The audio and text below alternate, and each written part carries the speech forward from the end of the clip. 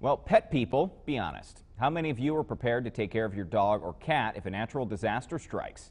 A new survey shows that more than half of pet owners aren't even close to having everything that they need.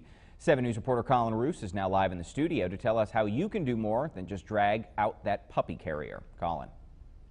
Steve, many of us call our pets part of the family. So while the vast majority of pet owners plan to take their four-legged friends with them if they evacuate, the number of those who do is far lower than that.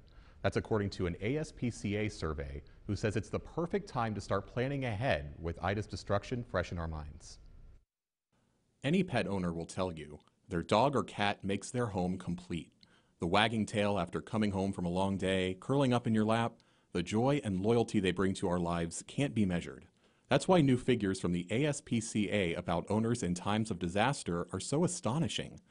47% say they've left behind at least one of their animals in an emergency. The Marshall County Animal Shelter says part of the reason is we don't face them that often here. Because we live in an area where there isn't very many natural disasters, so most people aren't prepared for different things that were to happen. The poor creatures who are left behind make their way to the shelters, which become quickly overwhelmed. Hurricane Ida's worst effects stayed down south, but the repercussions for animals reached all the way up here. But when you own animals, it's just like having a child. You should always be prepared. Always be prepared to take them with you in case something happens. So now the ASPCA is sounding the alarm for owners to have what they need in case a quick escape is necessary.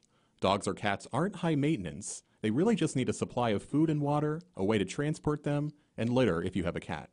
Have a cage, have blankets, have extra food, bowls, water, leashes, just so, and make sure all of their vaccines are up to date and their collar has their name and phone number so that we can reach you. But the results paint a dismal picture for plan ahead pet care. Almost 40% of owners don't even have identification for each pet, meaning chances of finding one again drop dramatically.